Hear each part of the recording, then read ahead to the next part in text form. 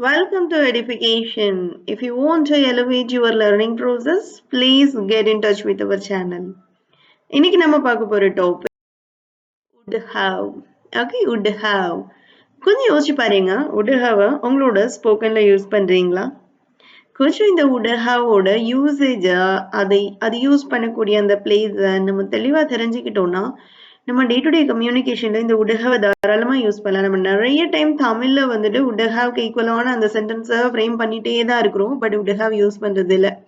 But இன்னைக்கு அதை டீடைல்டா தெரிஞ்சுட்டு இதுக்கப்புறம் நம்ம யூஸ் பண்ணலாம்.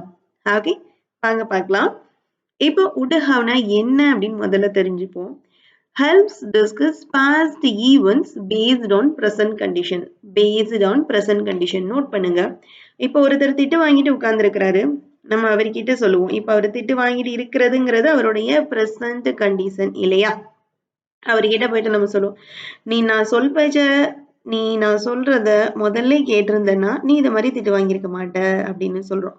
அப்போ பிரசன்ட் கண்டிஷனை வச்சு அவருடைய பாஸ்ட நம்ம என்ன செய்யறோம், டிஸ்கஸ் பண்றோம். இதுக்கு தான் would have யூஸ் ஆகும். இதுல 1-2 ஆஸ்பெக்ட்ஸ் இருக்கு, அதை நான் உங்களுக்கு சொல்லித்தரேன். ஓகே, பிரசன்ட் கண்டிஷனை வச்சு அவரோட பாஸ்ட நம்ம என்ன செய்யறோம், டிஸ்கஸ் பண்ண போறோம். அதுவும் எப்படி தெரியுமா, ஹைபத்தட்டிக்கலா. அதாவது பாஸ்ட்ல பிளஸ்ல முடிஞ்சதை நம்ம நெகட்டிவா சொல்லுவோம், நெகட்டிவ்ல முடிஞ்சதை பிளஸ்ஸா சொல்லுவோம். அதுவும் இங்க பாருங்க, helps discuss past event. discuss past event. அவர் திட்டு வாங்கிட்டு இருப்பதற்கான முக்கிய காரணம் என்ன, நம்ம பேச்ச கேட்கல இல்லையா? அவரோட பாஸ்ட் ஈவெண்ட்டை இப்ப நம்ம டிஸ்கஸ் பண்ணி என்ன செய்யறோம், அவர்கிட்ட பேசுறோம். ஓகே, இதுலதான் would have அதிகமா யூஸ் ஆகுது. அடுத்தது பாருங்க, to talk about the things that didn't happen. அது நடக்கல. அவர்கிட்ட நம்ம சொல்லல, நீ என் பேச்ச கேட்டிருந்தா அப்படின்னு நம்ம சொல்றோம் இல்லையா? அவர் நம்ம பேச்ச கேட்டாரா? அந்த அந்த அந்த ஆக்ஷன் நடக்கவே இல்லை இல்லையா? நம்ம அதை தான் நம்ம என்ன செய்யறோம், எம்ஹசைஸ் பண்றோம். நீ என் பேச்சு கேட்டியா, என் பேச்சு கேட்டிருந்தன்னா அப்படின்னு சொல்றோம் இல்லையா? அதுதான் the thing that didn't happen. நடக்காத ஒரு விஷயத்த நம்ம டிஸ்கஸ் பண்றோம். அப்படி இல்லைன்னா or where possible but didn't occur. possible but didn't occur. ஆனா அவர் நம்ம பேச்ச கேட்கறதுக்கான எல்லா வாய்ப்பு இருந்தும் அவர் என்ன செய்யல, கேட்கல அப்படிங்கிற சுச்சுவேஷனா இருந்தாலும் அந்த ரெண்டையுமே நம்ம என்ன செய்யறோம், அவரோட அந்த பாஸ்ட் ஈவெண்ட்ல நம்ம டிஸ்கஸ் பண்ண போறோம். ஓகே, நல்லா நோட் பண்ணிக்கணும். அந்த பிரசன்ட் கண்டிஷனை வச்சு அவருடைய பாஸ்ட் ஈவெண்ட்ல நடக்காத ஒரு விஷயம் அல்லது நடக்க பாசிபிள் இருந்தும் அவர் அதை கேட்கல இல்லைங்களா? அந்த மாதிரியான ஆக்ஷன்ஸ நம்ம விவாதிக்கும் போது நம்ம இந்த would have தாராளமா யூஸ் பண்ணலாம். இதுதான் would have ஓட மெயின் பர்பஸுமே இதுதான். இங்கேதான் நம்ம would have யூஸ் பண்ணுவோம். ஓகே, அதனாலதான் would have நம்ம ஹைபோதெட்டிக்கல்னு சொல்லுவோம். ஏன்னா பாஸ்ட நம்மளால போய் மாத்த முடியுமா சொல்லுங்க? மாத்த முடியாது. அவர் கேட்க வாய்ப்பு இருந்தும் அவர் இப்ப கேட்காம விளைவு எல்லாம் முடிஞ்சிருச்சு. இப்ப நம்ம போயிட்டு நீ என் பேச்ச கேட்டிருந்திருக்கலாம்ல அப்படின்னு சொல்றோம். அது நடக்குமா சொல்லுங்க? நடக்க வாய்ப்பே கிடையாது இல்லையா? அதனால இந்த ஹைபோதெட்டிக்கல்னு சொல்லுவாங்க. ஓகே, அடுத்தது இப்போ இப்போ உங்களுக்கு would have எதுக்காக யூஸ் பண்ணணும் அப்படின்ற விஷயம் உங்களுக்கு தெரிஞ்சிருக்கும்னு நினைக்கிறேன். ஓகே ஓகே, இப்போ would have ஓட பேசிக் யூசேஜ் பார்க்கலாம். பேசிக்கான யூசேஜ் நான் ஏற்கனவே உங்களுக்கு விளக்கிட்டேன், இருந்தாலும் கொஞ்சம் எக்ஸ்பேண்ட் பண்ணி சொல்றேன், கவனிங்க. கற்பனையான விளைவு, ஹைபோதெட்டிக்கல் அவுட்கம். நல்லா நோட் பண்ணும். ஹைபோதெட்டிக்கல், நான் சொன்னேன் இதான் கற்பனை. நீ கேட்டிருந்திருக்கலாம் அப்படின்னு சொல்றோம். பல காரணம் இருந்திருக்கலாம், அவர் நம்ம பேச்சை கேட்காம இருக்கிறதுக்கு பல காரணங்கள் இருக்கலாம். ஆனா நம்ம என்ன சொல்லுவோம், கற்பனை பண்ணிட்டு நீ என் பேச்சு கேட்டிருந்திருக்கலாம் அப்படின்ற அந்த டோன்ல அந்த மாதிரியான சீனரிஸ்ல நம்ம பேசிட்டே போவோம். ஓகே, ஒரு கற்பனையான கடந்த கால சூழ்நிலையின் விளைவை விவாதிக்கிறது. நீ என் பேச்சு கேட்டிருந்தேன்னா நான் திட்டு வாங்கியிருக்க மாட்டேன், உன் மெசேஜை நான் பார்த்திருந்தேன்னா நான் உனக்கு ஹெல்ப் பண்ணியிருந்திருப்பேன் அப்படின்னு நம்மளாவே அந்த கடந்த காலத்துல ஒரு கற்பனையான சூழ்நிலையை என்ன செய்யறோம், கிரியேட் பண்ணி பேசும்போது would have யூஸ் பண்றோம். அது முழுக்க ஹைபோதெட்டிக்கல். ஓகே, அடுத்தது பாருங்க, கண்டிஷன் ஃபுல்ஃபில்டு. Condition fulfilled. இப்ப நம்ம சொல்லும்போது நீ என் பேச்சு கேட்டிருந்தன்னா, நல்லா கவனிங்க, நீ என் பேச்சு கேட்டிருந்தன்னா நீ அடி வாங்கியிருக்க மாட்டேன். இந்த இடத்துல ஒரு கண்டிஷன் வருதா? கண்டிஷன் வருதுங்களா? So would have most of the time ஒரு கண்டிஷன் பேஸ்டாவே வரும். ஓகேவா? would have எப்படி வரும்? ஒரு கண்டிஷன் பேஸ்லயே வரும். நான் உன் மெசேஜை பார்த்திருந்தேன்னா அப்பதான் பார்த்திருந்தேன்னா நான் உனக்கு என்ன செஞ்சிருப்பேன், ஹெல்ப் பண்ணி இருந்திருப்பேன். ஓகேவா? அவங்க புரிஞ்சிருந்தா இத செஞ்சிருக்க மாட்டாங்க. இது மாரி வரும். சரிங்களா? ஸோ முழுக்க முழுக்க உடுக ஒரு நிபந்தனையின் அடிப்படையில வரும். எக்செப்ஷனல் ஒண்ணு இருக்கு. அதையும் நான் உங்களுக்கு சொல்லி தரேன். ஓகே. ஓகே. அடுத்தது பார்க்கலாம். ஸோ உடக எங்க யூஸ் பண்ணணும்? அதோடைய பேசிக் யூசேஜ் என்னன்னு உங்களுக்கு புரிஞ்சிருச்சா? புரிஞ்சிருச்சு தானே? அடுத்த ஸ்லைட் போலாம். பாருங்க ஃபர்ஸ்ட் பயன்பாடு 1. நிறைவேறாத கடந்த கால நிபந்தனை. நிறைவேறாத கடந்த கால நிபந்தனை அன்ஃபுல்ஃபில்டு பாஸ்ட் கண்டிஷன். பாருங்க நல்லா கவனிக்கணும். இந்த இதுல கண்டிஷன் ஸ்டேட்மெண்ட் இஃப் கண்டிஷனோட 3வது கண்டிஷன் யூஸ் பண்ணணும். அப்போ இஃபோட பாஸ்ட் பர்ஃபெக்ட் ஆட் ஆகும். ஓகே. நிபந்தனை வாக்கியங்களின் 3வது வகை பயன்பாடு இதுல பயன்படுது. அதாவது இஃப் கண்டிஷனோட தேர்ட் கண்டிஷன் இதுல யூஸ் ஆகுது. ஓகே. இப்ப நீங்க கவனிக்கணும். கடந்த காலத்தில் ஒரு விஷயம் நடந்து இருந்தா என்ன விளைவு ஏற்பட்டிருக்கும் என்பதை காட்டுறதுக்காக தான் நம்ம இந்த இஃப் அப்படின்ற கண்டிஷனை யூஸ் பண்ணி அது கூட நம்ம would have ஆட் பண்றோம். ஓகேவா? நல்ல அப்பல விவாதம் பண்ணினது தான் நம்ம இப்ப என்ன சொல்றோம்? திருப்பி நம்ம எக்ஸ்பிளைன் பண்றோம். எக்ஸாம்பிள் பாருங்க. If I had known you were coming. If I had known you were coming, I would have baked a cake. பாருங்க இஃப் கண்டிஷன் ஏன் யூஸ் பண்ண சொல்றோம்? நிறைவேறாத கடந்த கால நிபந்தனை. அந்த கண்டிஷன் ஃபுல்ஃபில் ஆகல. நீ என் பேச்சு கேட்டிருந்தா திட்டு வாங்கியிருக்க மாட்டேன். கேட்டிருந்தால் அப்படிங்கிற அந்த கண்டிஷன் என்ன செய்யல? கம்ப்ளீட் ஆகல. ஏன்னா அவர் தான் கேட்கவே இல்லையே. ஏன்னா இந்த would have மெயின் பர்பஸே என்னது? அதுதான். இல்லைங்களா? So if I had known you were coming, நீ வருவேன்னு எனக்கு தெரிஞ்சிருந்ததுன்னா அந்த நிபந்தனை அந்த நிபந்தனை இப்ப நிறைவேறிச்சா? இவருக்கு தெரிஞ்சுதா? கடைசி வரைக்கும் தெரியல இல்லையா? அந்த நிறைவேறாத கடந்த கால நிபந்தனைன்னு இததான் சொல்றோம். நீ வருவேன்னு எனக்கு முன்னக்கூட்டியே தெரிஞ்சிருந்ததுன்னா நான் கேக் செஞ்சு வச்சிருந்திருப்பேன். அப்ப அவங்க வர்றது இவங்களுக்கு தெரியல. இவங்க ஈவன் இப்போ கேக்கும் செய்யல அப்படிங்கிறது தான் ரியல். ஓகே. அடுத்து பார்க்கலாம். 2வது பயன்பாடு வருத்தம் அல்லது விமர்சனம். ரிக்ரெட் அல்லனா கிரிட்டிசிசம் அப்படின்னு சொல்லுவோம். ரிக்ரெட் அப்படிங்கிற நோக்கத்துல பாருங்க. ஒரு சான்ஸ் கிடைச்சும் நம்ம அதை மிஸ் பண்ணிட்டோம்னா நம்ம என்ன செய்வோம்? வருத்தப்படுவோம் இல்லையா?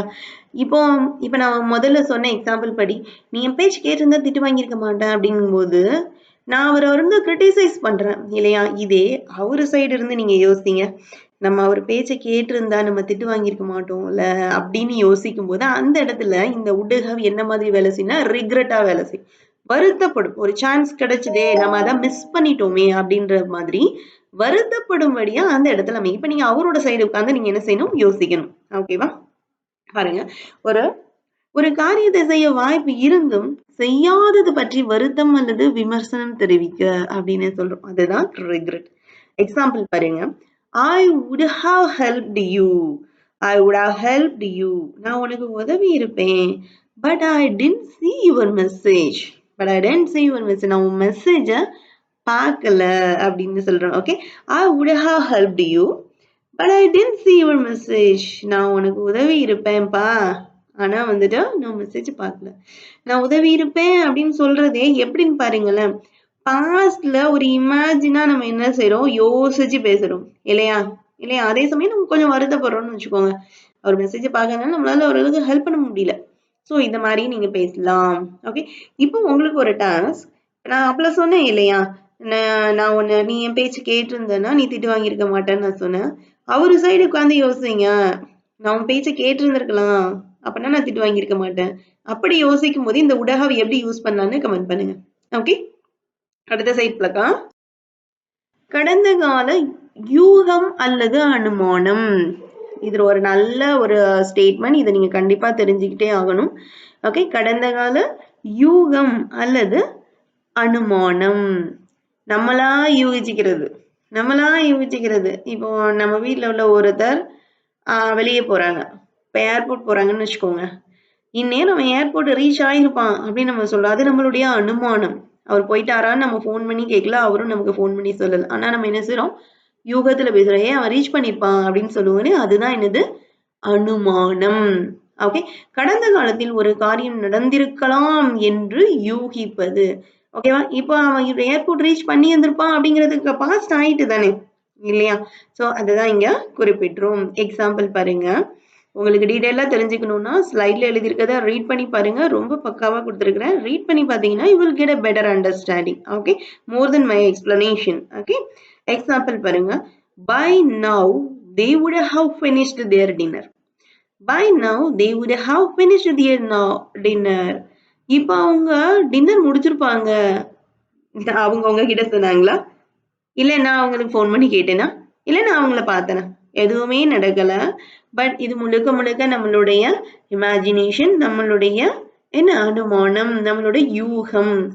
எப்பவும் அவன் சொல்றபடி பார்த்தா இந்நேரம் அவன் என்ன செஞ்சிருப்பான்? டின்னர் முடிச்சிருப்பான் அப்படின்னு சொல்றோம். ஸோ இந்த சினாரியோல நீங்க நிறைய டைம் would have நீங்க உங்க டே டு டே கம்யூனிகேஷன்ல யூஸ் பண்ணலாம்.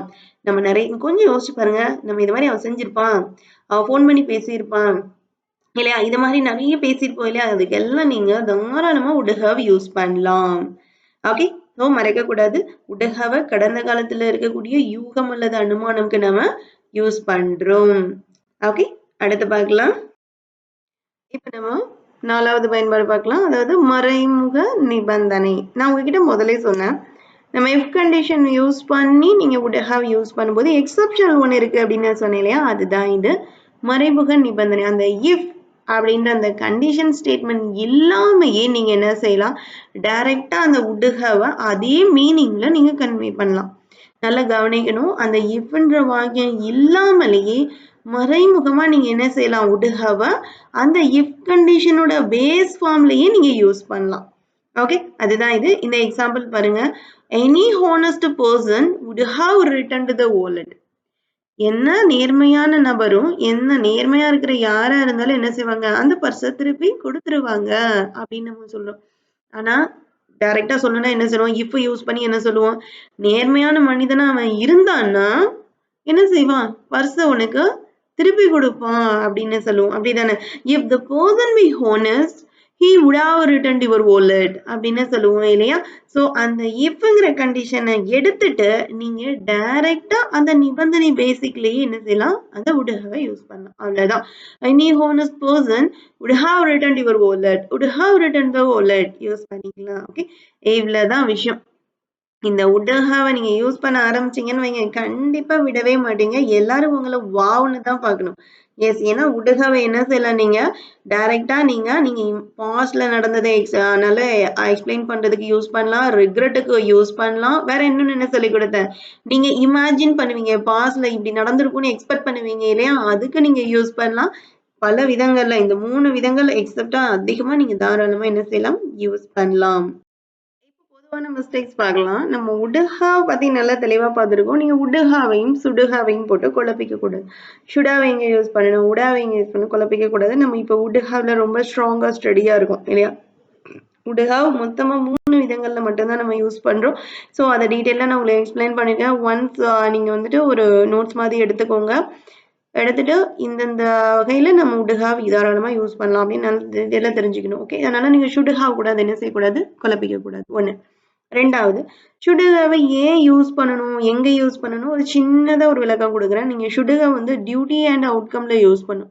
அதாவது நான் வந்து அங்க வந்திருந்திருக்கணும் அப்படின்னு நம்ம சொல்லுவோம் இல்லையா? அப்பனா ஐ should have come அப்படின்னு நீங்க சொல்லலாம். ஓகேவா? ஐ should have comeனா நாங்க வந்திருக்க வேண்டும்னு அர்த்தம். ஆனா அதுவே would have நீங்க யூஸ் பண்ணி சொல்லும்போது எப்படி இருக்கணும்? நான் வந்திருந்திருப்பேன், உன் மெசேஜ் பார்த்திருந்தேன்னா நான் வந்திருந்திருப்பேன் அப்படின்னு நம்ம சொல்லுவோம் இல்லையா? இந்த 2 டோன் தமிழ்ல நீங்க தெரிஞ்சுக்கலாம். நான் வந்திருக்க வேண்டும் அப்படின்னு சொல்றதுக்கும், நான் வந்திருந்திருப்பேன் அப்படின்னு சொல்றதுக்கும் 2க்கும் உள்ள டிஃபரன்ஸ் உங்களுக்கு நல்லாவே புரியும். ஸோ இந்த இடத்துல தான் நம்ம would have and should have separate பண்ணி பேசுறது. ஓகேவா? அடுத்தது பார்க்கலாம், நிபந்தனை விளைவு. கண்டிஷன்ஸ் பேஸ்ல நம்ம அதிகப்படியா கண்டிஷன் பேஸ்லயே நம்ம would have யூஸ் பண்ணுவோம். பட் எக்ஸப்ஷனல்னு சொல்லி கொடுத்துட்டேன் உங்களுக்கு. அந்த கண்டிஷன் இஃப்ன்ற வார்த்தை யூஸ் பண்ணாம அந்த டோன்லயே நீங்க என்ன செய்யலாம்? would have யூஸ் பண்ணலாம் அப்படிங்கிறதையும் நம்ம பார்த்துட்டோம். ஸோ இதுதான் பேசிக்கா நம்ம வந்து தப்பு பண்ணக்கூடிய இடங்கள். இதை நான் உங்களுக்கு தெளிவுபடுத்திட்டேன். அடுத்து பார்க்கலாம். கொஞ்சம் சுருக்கமா ஒரு சம்மரி மட்டும் பார்த்துடலாம். நம்ம would haveங்கிறது ஒரு பவர்ஃபுல்லான டூல் இல்லையா? ஏதாவது என்ன சொன்னோம்? ப்ரெசென்ட்ல உள்ள ப்ரெசென்ட் கண்டிஷனை வச்சு பாஸ்ட் டிஸ்கிரைப் பண்றதுக்காக நம்ம யூஸ் பண்ணக்கூடிய ஒரு டூல் தான் என்னது? would have. ஓகேவா? நான் வந்திருந்திருப்பேன் அப்படின்னு நம்ம ஒரு இமேஜின் பண்றதோ இல்ல ஒரு ரிக்ரெட் பண்றதுக்கோ நம்ம என்ன செய்வோம்? தாராளமா யூஸ் பண்ணுவோம். ஓகே. அடுத்தது பார்த்தீங்கன்னா, இதுல வேரியஸ் யூசேஜ்ன்னு சொல்லிக் குடுத்துருக்கோம். நிபந்தனை கண்டிஷன் வச்சுப்போம். ரிக்ரெட் யூஸ் பண்ணுவோம்.